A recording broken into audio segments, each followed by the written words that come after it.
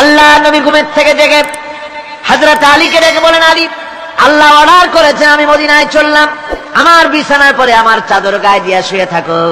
হযরত আলী বলেন, আল্লাহর হাবিব, আপনার চাদর গায়ে দিয়ে ঘুমিয়ে থাকবো, সকালবেলায় কাফির বেঈমানেরা আপনার বিছানার পরে আপনার চাদর গায়ে দেওয়া অবস্থায় আমি আলীকে তারা মুহাম্মদ মনে করবে, আর আমি আলীকে নবী মনে করে তারা তাদের তরবারি দিয়া কেটে কেটে টুকরা টুকরা করে আমারে বিদায় করে দেবে দুনিয়া থেকে।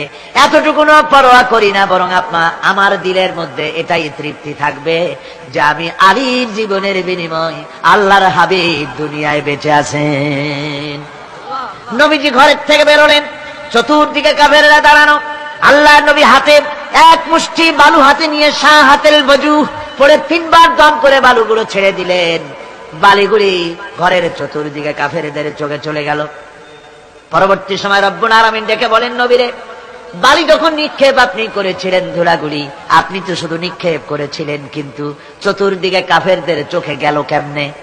একদিকে মেরেছিলেন, সেই দিকেই তো যাওয়ার কথা ছিল, চতুর্দিকের কাফেরের চোখে চোখে সেগুলো পৌঁছে গেল কেমনে? ওয়ামা রামাইতা ইদ রামাইতা ওয়ালাকিন্নাল্লাহ রামা। আপনি নিক্ষেপ করেন নাই, যখন আপনি নিক্ষেপ করেছিলেন আপনি তো শুধু বালুকণা ছেড়েছেন, আর ওই বালুকণাগুলি ঘরের চতুর্দিকে সব কাফেরদের চোখে পৌঁছবার দায়িত্ব আমার কুদরত গ্রহণ করেছিল। আমার ভাইরা, নবীজি বিপদে, এতগুলি শত্রু তরবারি নিয়ে তিনি বিপদে ধৈর্য হারা হন নাই। আস্তে করে ঘরের থেকে বেরিয়ে হযরত আবু বকরের বাড়িতে গিয়ে হাজির। দরজায় গিয়ে আওয়াজ দিলেন, আবু বকর। অমনি দরজা খুলে গেল। লাব্বাইক ওয়া সাদাইক। হুজুর বলেন, আবু বকর রে, একটা ডাকে কেমনে সাড়া দিলে? তুমি কি ঘুমাইছিলে না? হযরত আবু বকর বলেন, হুজুর, আপনি বলেছেন আমাকে নিয়ে হিজরত করবেন, আমি মনে মনে চিন্তা করেছি, না জানি কত রাত্রে নবীজি আসেন, উঠতে যদি আমার দেরি হয়ে যায়, নবীজি যদি দরজার কাছে দাঁড়ায় দাঁড়ায় আমারে ডাকাডাকি করে, আর আমি যদি ঘুমায় থাকি, তাহলে আল্লাহর নবীর সঙ্গে বেয়াদবি হয়ে যাবে। এই মনে করে বিছানায় না ঘুমাইয়া আপনার গলার আওয়াজ শোনার জন্য এই দরজার সঙ্গে পিঠ লাগাইয়া লাগাইয়া দাঁড়াইয়া ঘুমাচ্ছিলাম।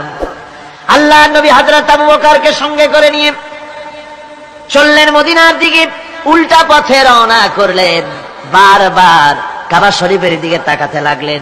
বুখারী শরীফে এসেছে, নবীজি বারবার কাবার দিকে তাকিয়ে বলতেছেন, রে কাবা, বড় আশা ছিল তোর কাছে থাকবো, তোর খেদমত করব, কিন্তু তোর নিষ্ঠুর সন্তানেরা তোর কাছে আমারে থাকতে দিল না রে। আল্লাহ নবী মিসফালা দিয়ে জাবালে খেদোয়ার উপর দিয়ে চলে গেলেন জাবালে সুরে। গুহার কাছে যখন গিয়েছেন, হযরত রক্ত হয়ে গেল। হযরত আবু বকর রাদিয়াল্লাহু তাআলা আনহু বলছেন, হুজুর, আর উপায় নাই, দিন হয়ে গেল, এখন বুঝি ধরা পড়ে যাব, ওই গুহার মধ্যে গিয়ে আশ্রয় নেই।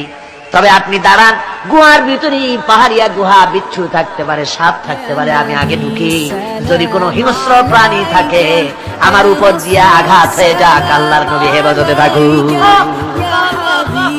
হযরত আবু বকর রাদিয়াল্লাহু তাআলা আনহু গুহার ভিতরে নামলেন। নেমে গুহা সাফ করে হুজুরকে ডাকলেন। হুজুর তাশরীফ ফরমালেন গুহার মধ্যে। হুজুর বলেন, আবু বকর, হেঁটে হেঁটে কষ্ট হয়ে গেছে, তুমি বসো, তোমার উরুর উপরে মাথা রেখে আমি একটু ঘুমায়ে যাই। আল্লাহর হাবিব ঘুমায়ে গেলেন। হযরত আবু বকর লক্ষ্য করে দেখেন চতুর্দিকে অনেকগুলি গর্ত দেখা যায়। এই গর্ত থেকে সাপ আসতে পারে, বিচ্ছু আসতে পারে মনে করে নিজের গায়ের চাদর ছিঁড়ে ছিঁড়ে গর্তগুলি বন্ধ করা শুরু করে দিলেন। কয়েকটা গর্ত বন্ধ